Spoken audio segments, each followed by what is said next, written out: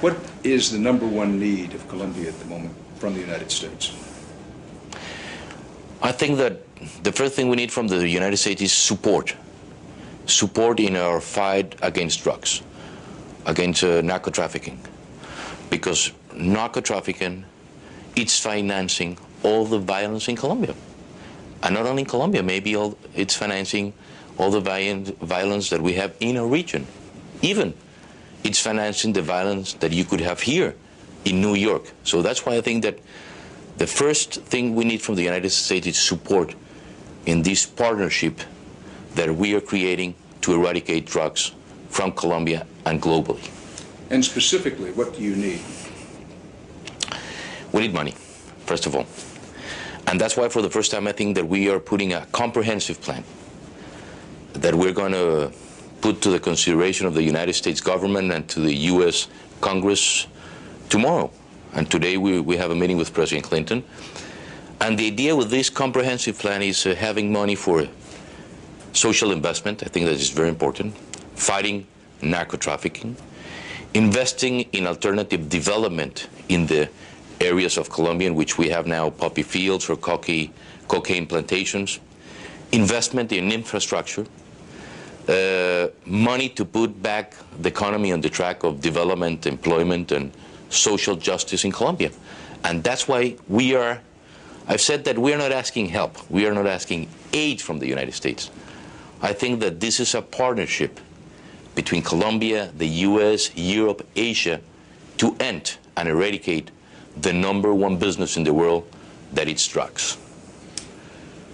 If I'm an American taxpayer, yes. Tell me why I should not think that this is hopeless in Colombia, and by giving you the support you need and want, giving you the partnership you want, in the end, that it won't make any difference. I think we need to see the results. First of all, I'm very committed to the fight of drugs because I suffer personally the violence of drugs. I was kidnapped.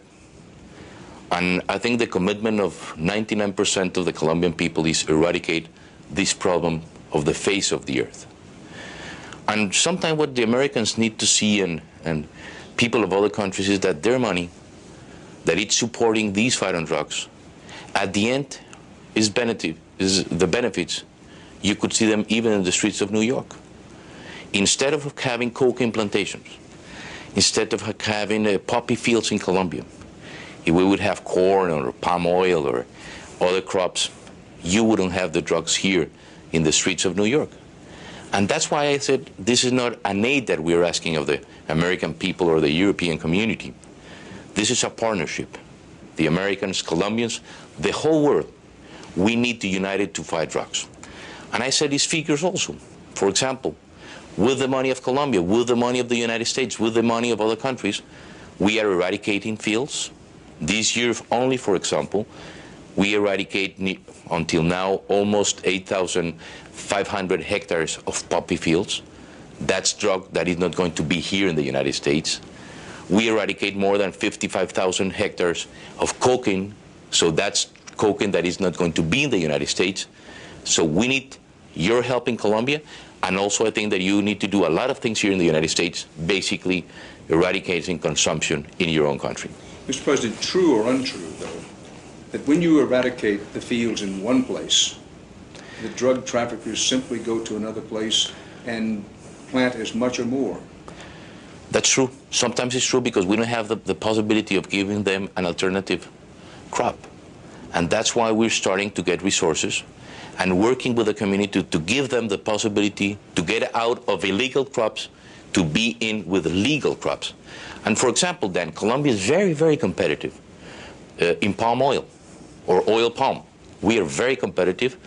And if you see the areas in which we could cultivate oil palm are the areas in which you see more violence in the country. So if we have money to produce oil palm, we need money for the first 4 years until all these crops are productive. We will have alternative development crops instead of having poppy fields or instead of having cocaine. But that's one of the problems. That's why we need money to invest in the rural areas of Colombia. Speaking of the rural areas of Colombia, true or untrue that the combination of ideologically motivated guerrilla forces and the drug traffickers control at least 1/3 of Colombia. That's not true. I think there's a misperception. It's the government control 100% of the territory of Colombia. We control the whole territory of the country. What happened then is that you have presence maybe in 1/3 of the territory of Colombia of guerrilla activity. That's true. But I control, my government control the whole territory of Colombia. Well, I'm confused because I believed that shortly after you became president that you ceded a large section of the country to the guerrilla forces. Is that not true? No, that's not true also then. What happened is, as I said, there's presence, because sometimes have you seen this, the insurgent groups attack a population and go back, attacks and go back.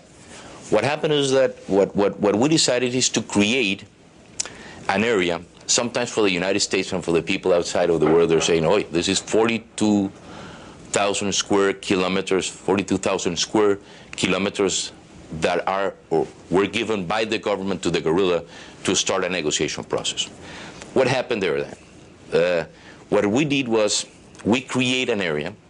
This area is 1/4 of 1% of the territory of Colombia, because sometimes people, they don't have the real information of how big Colombia is.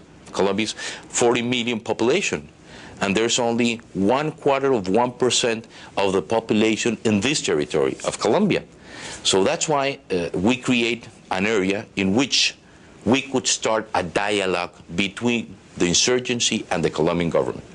But the moment then that I see that this process is not marching, that this process is not working, unilaterally, my government could take back all this territory that right now is given only to start a negotiation process, a peace process between guerrilla and government in Colombia. Two questions. First, if you decided to take back this territory, Yes. are you capable of doing that? Yes. There are an awful lot of people who don't think your government. No, yes. I think that military, I think that we've been, in the last year, we've been retraining our military. We are having more support from the government to the militaries, and we are asking also more support that we could buy arms and that we could modernize our army to defend not only this territory, but the whole territory of Colombia. With your permission, I want to come back to the Army in just a moment. Yes. Question two. You said if it reaches the point where you think your peace initiative is not going to work, Yes. that you would move to take back the territory. That's right. What about the argument that the movement, however well motivated, that your effort has failed? That the drug traffickers, the narco guerrillas have grown stronger, they've shown no signs of wanting to compromise, and indeed, they've been made stronger by your act. Let's address that argument. Okay.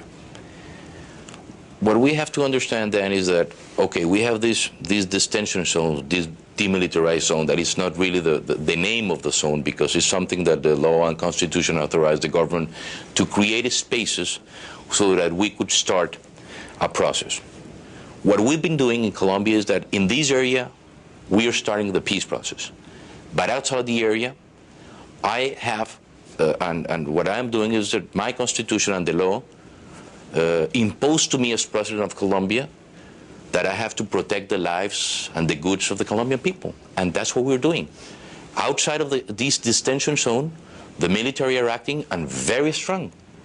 And this is one problem for the peace process, Dan, because what I've said, I want to do peace in peace.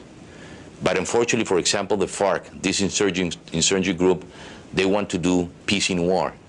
And sometimes people don't understand that while we're having conversation in one area of Colombia, outside of that area, you have kidnappings, you have fightings, you have combats between the military and the government. But that's what the law imposed to me, and that's what I'm doing. I am taking care of Colombians outside of the zone because my constitution, myself, my commitment is to protect them, protect my territory, but at the same time we are giving, and we hope that we could achieve this goal of having peace in Colombia after 40 years of civil war in my country. But where does that stand at the moment? True or untrue that the FARC, short for the main guerrilla force, shows no signs of accommodating?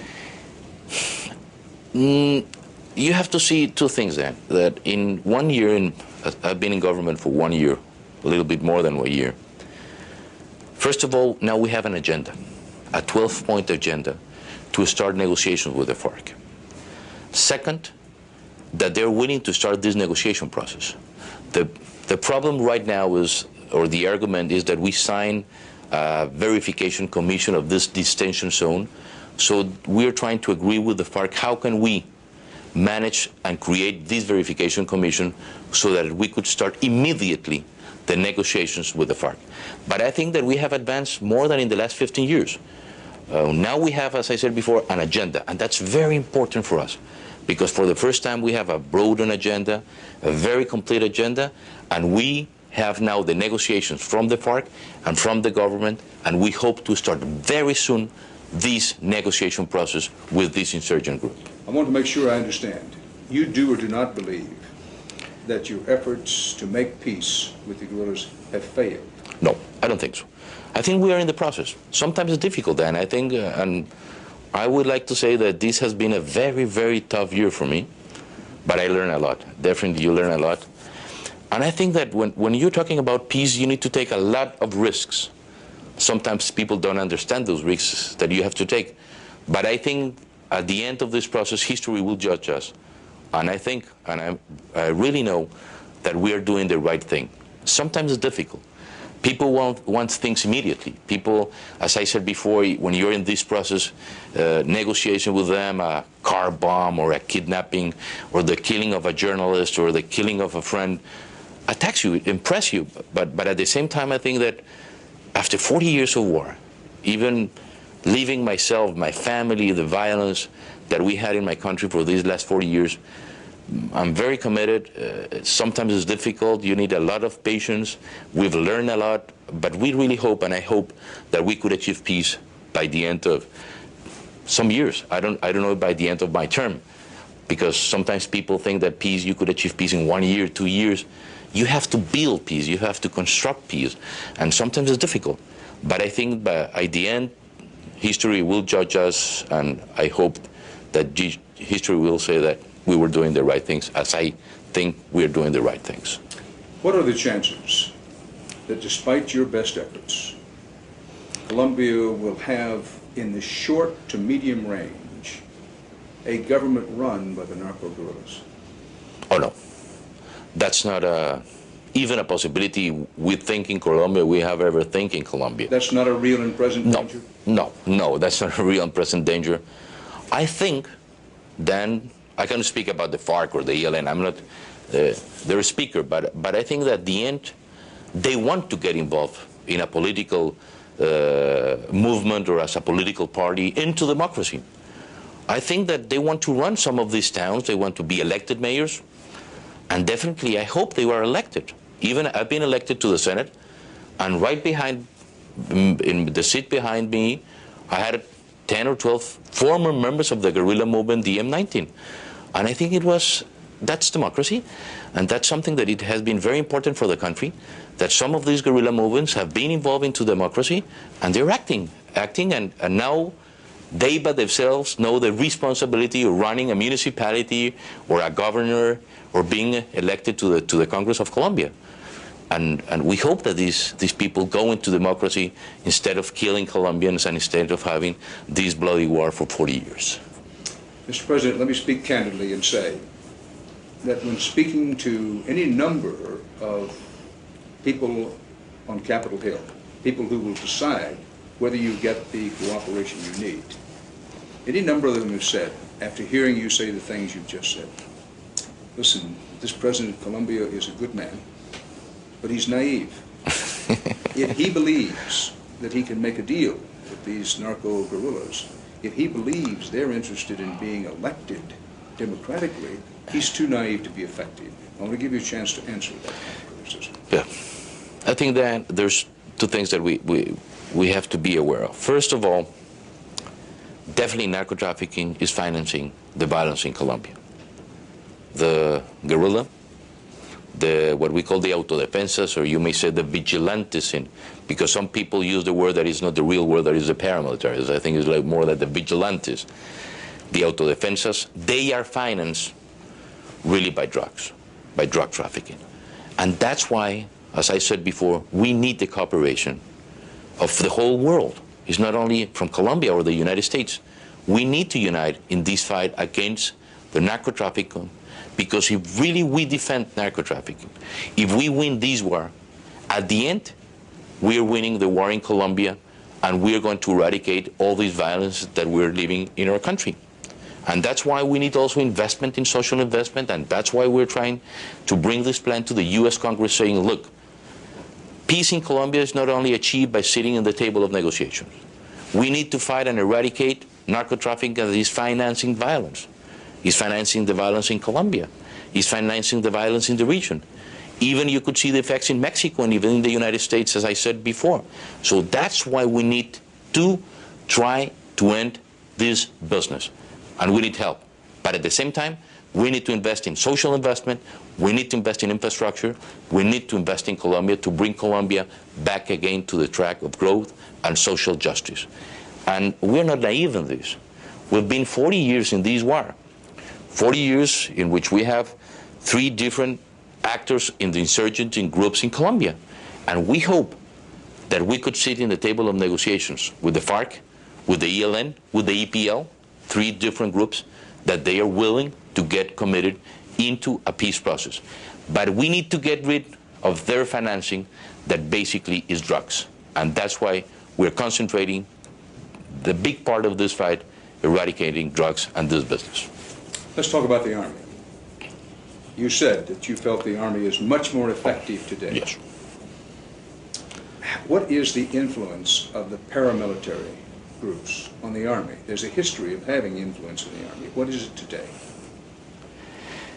I think that if we could see it in a broader way, I think I am not going to deny that we had problems, and we have had problems with human rights violations in our country.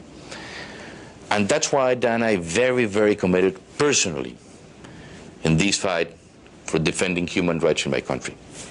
Even in my inauguration speech, and I've been constantly saying that I don't understand democracy without human rights. And that's why even, I'm going to give you one of my experiences, when I have to choose my Joint Chief of Staffs of the Army, the first thing I saw, and I want to see in their record, it was their records on human rights. And I think that we have advanced something. But I think that we need more to do in human rights. And one of the things is eradicating these actors, the financings of violence in the country. Because financing guerrilla or financing the autodefensas, it's a way also of financing displacement and violation of human rights. So that's why myself, I am very, very committed, and my government, in looking forward to have a real policy defending human rights in the Army, educating the society on human rights, and that's why even with the ONGs, I am proposing them to have a TV program weekly to send the message to the community regarding human rights. And I think that's not only my commitment of my government, but of the government of the people of Colombia. What about the argument, Mr. President, that however hard you try, the Army has a long way to come in being completely clean on on human rights, completely clean on human rights, and being an effective fighting force, and that therefore your police force, your national police force, is the best fighting force in Colombia, and that's where the help should go. Let's talk about that. As the Chinese said, you need the first step, and I think that's what we're doing with the Army. And that's why we select this Joint Chief of Staff of the Army, because of their record on human rights. They've been doing a good job, but I think, as I said before, Dan, we need to do more. And that's why even in the aid we're asking to the U.S., in this $7.5 billion program that we are presenting to the Congress, the $3.5 billion that we are asking the United States and the international community to give us, nearly $50 to $60 million are going to be invested in human rights. And I think that's something that is very positive, showing our commitment in defending human rights. I think that we need to do a good job in that. We're starting to do a good job. I'm I think the figures are showing that we're starting to do a good job, but we need to do more in human rights. And as I said before, not only in the army, but in the whole society. And that's something that we are working on. Secondly, I think that for the first time then, in this fight against drugs, we are all committed as a whole, as one country. The president, his cabinet, the police, the army, and civil society. So that's why I think that for the first time also, we are going to really hit narco trafficking, and we are going really to get rid of this problem, because we are all united and we are all committed. Secondly, you remember what happened to our national police some years ago. The police was pointed as being very corrupted, that they were also violating human rights. And what happened at the interior of the police was a reform. And I think that now General Serrano, when he came as director of the National Police of Colombia, I think that he threw out something like, I don't know, 10, 12, 15,000 people accused of corruption or violation of human rights at the interior of the police. And now we have a real different national police in Colombia. The same thing we're doing and we want to do with the army, and we want to do with the armed forces. That's why we are asking faculties of the Congress to reform our own army, that could give the possibility of changing people or dismissing people that sometimes, because of our Constitution and our own laws, is very difficult to do it. And we hope that by the end of this year, we will have these faculties, extraordinary faculties, to reform our army. And at the same time, I think that's going to be also a very, very, very important step regarding human rights and reforming our armed forces for the benefit of Colombia and their own institution. Let me switch subjects for a moment. You talk about the Panama Canal, which is going to be handed over completely and totally to Panama at the end of the year, as you know. Are you concerned about this? Are you worried about this fact? We are working, and we hope to work very close with Panama regarding basically the protection of the border. And I think that we've done first good step with the new president of Panama, with the new government. And I think that with the mechanisms that historically we have with Panama, I think that we need to reinforce and strengthen the border, but I'm not worried. I'm not worried about it, but I think that if we could work closer as we're going to do it with the new Panamanian government, we will have a better border and more secure border between Colombia and Panama. When I spoke to Congressman Dan Burton, yes, Republican congressman from Indiana, who has made a study of this area and whose responsibility it is, he says, one, that the narco-guerrilla forces control the area of northern Colombia, which butts up against Panama, and that they control the southern part of Panama. Is that true or untrue? I don't think that is true. You have presence of guerrilla there, but also you have a lot of presence of autodefensa there, so in the northern part of Colombia.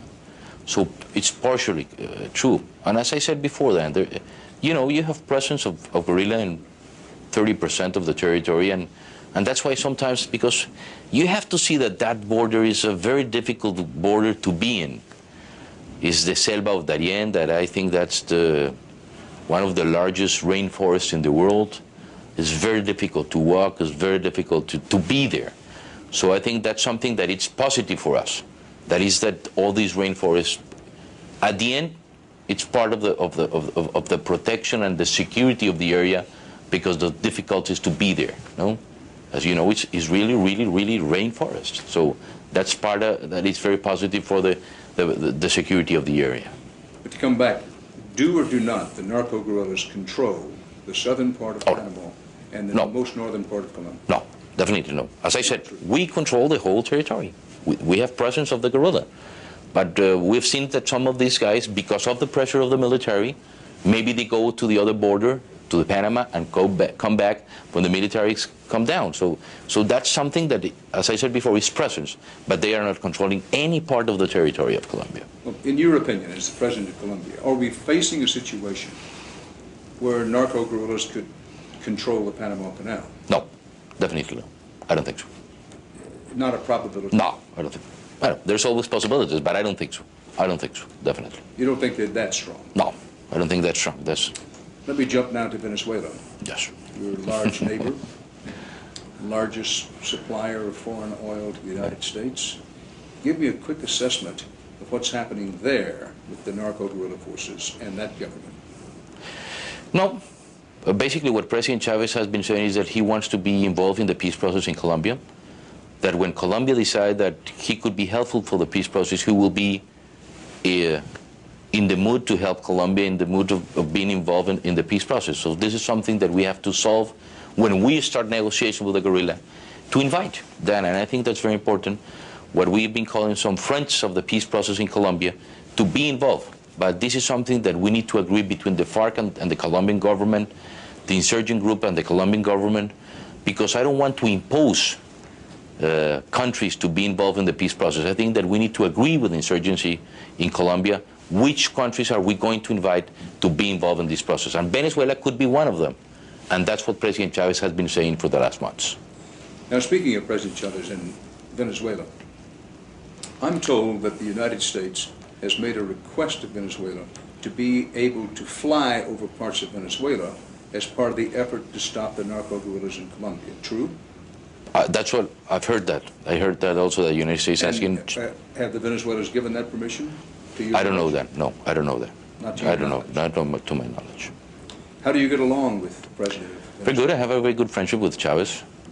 We are born in the same month, the same year. And when I met Chavez some months ago, we started a very good relation. And I think that we have a very good relation with Venezuela. Some problems? We have been saying to President Chavez that in the moment we need help to the peace process, we will ask the world to help us. But I think that we have to be very respectful of the sovereignty of the countries. And that's why we're asking Chavez and his government that if he's going to try to meet with the guerrilla, we hope and we want to let us know in advance, because this is a Colombian problem, and we hope that inside Colombia, with Colombians, we will solve our own problems without any interference of foreign countries in this process. I want to come back to Colombia immediately. Yes, I think that for us, Venezuela is very important regarding commerce. Now the commerce between Colombia and Venezuela is $3 billion, and that's why we need to strengthen also our ties between our two countries and the Andean community, because Venezuela and Colombia are really the support of the Andean community, and that's why we need to strengthen also this commercial relationship with our neighbor and with Venezuela. Mr. President, I want to talk about the American aircraft that was down. Yes. For just a moment. This aircraft, there are a lot of questions about it. So far as you know, was the aircraft shot down or not? Not. Crash, and this is a very mountain area of Colombia, and the first information that I have is that the altitude of this range mountain was not the right one in their own maps. So that's why the plane crashed straight to this peak. But you're confident that it crashed for either mechanical or other reasons, not because it was shot down? Oh, no, it was not shot down. Definitely with all the information and the way of rescuing the airplane, really it was crashed. I want to ask you to speak to Americans about why our sons and daughters should be flying and dying, I'm tempted to say fighting and dying, in Colombia, as these brave Americans did, along with Colombians also would. I think then because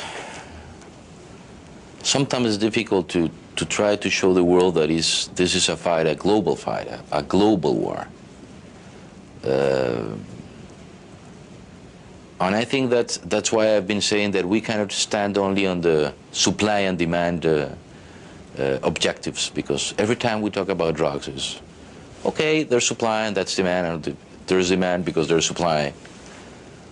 And I think that for the first time we need to sit and think that what's good and what's bad. Values, I think. It's bad to cultivate cocaine and poppy in Colombia. I'm not saying that it's good. It's bad. But also it's bad to consume drugs, as what is happening in the United States. And that's why I think that even Colombia, we've been in the front line for many years with the support of the United States.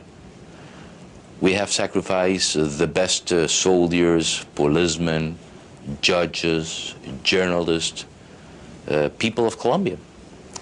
We have suffered, as I said before, Dan, personally, the violence of drugs.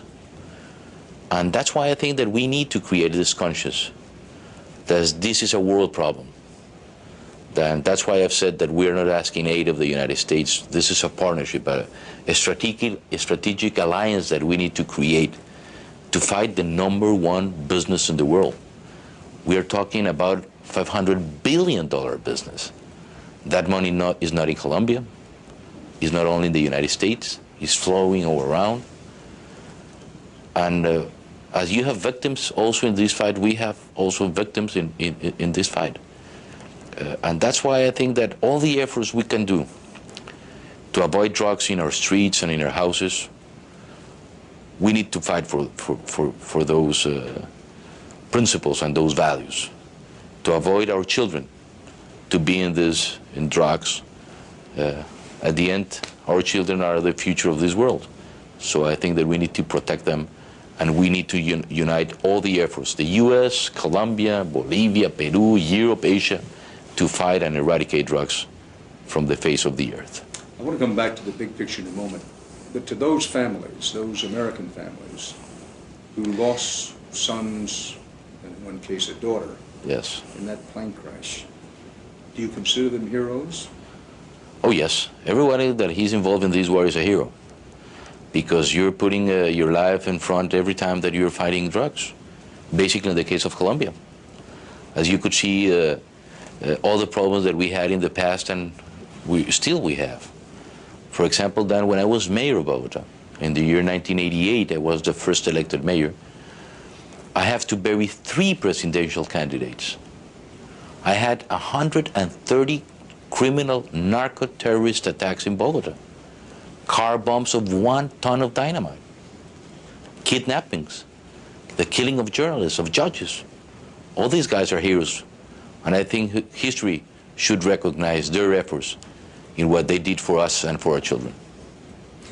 Now I want to come back to the war as it's now constituted. True or untrue that there are many more American special forces and military people in Colombia than most U.S. citizens know? Is that true or not? I don't know then what's the figure that you manage here in the States, but I think that could be right now 200 to 300 That's what I was going to say. Is it in the hundreds or in the thousands? I think it's in the hundreds. And now maybe we will have more support because of the anti-narcotics battalion. Because the real idea of the anti-narcotics battalion is to give support to the national police.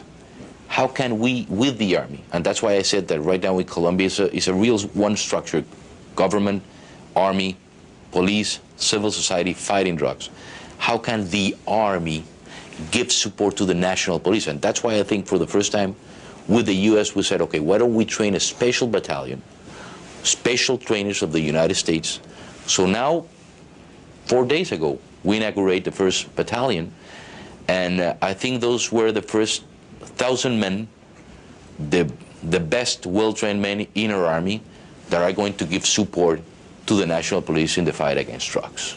The reason I ask, because many Americans, of course, are concerned that Colombia become, quote, a new Vietnam. You look yourself at the ceiling and say, you've heard this argument. Yes. Well, let's talk about that. Yes. Is it capable of becoming a new Vietnam? No, it's completely different. And that's why I think that we have to concentrate that our problem is drugs. Because the base of the problem is drugs. Because with drugs we are financing violence in Colombia. And that's why you have to see that we don't want, as I said today, we don't want that the United States is going to get involved in our fight, in our insurgency fight that we are having with the FARC. the United States is committed and is helping in the war against drugs. That's why all the aid that we are asking to the military is going to the anti-narcotics battalion, not to the Army of Colombia. And the same thing happened with the aid with the police. We're asking aid to the police for fumigation, eradication, support of the police. But at the same time, we need that economic support for other areas as alternative development, in which we could invest. And also we're asking the United States to enhance our commerce, because if we could send our products to the United States, that's the way also of getting employment in the rural and in the urban areas, and avoiding these people to go back to the rural areas to cultivate poppy or cocaine plants. Understand that, but you've said something key here. You've said what you're asking the United States to do is help you fight the war against drugs. Not to help you fight a counterinsurgency. That's right. Against the ideologically motivated guerrillas. That's right. The question, Mr. President, is it really possible now to separate those two? Or have we reached the point where they are so overlapped that in order to fight drugs, we have to fight a counterinsurgency campaign?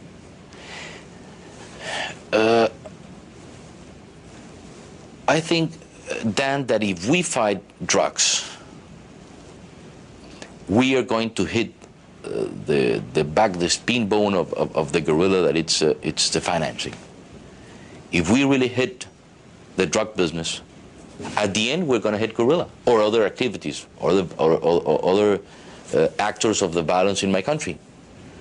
And that's why we think that we need to concentrate these efforts in trying to get rid of the financing of the violence in my country and in the world. And it's hitting narcotics, hitting the drug lords, hitting narco trafficking. By the end, you will hit the guerrilla, because you will hit straightforward the financing activity of most of these movements.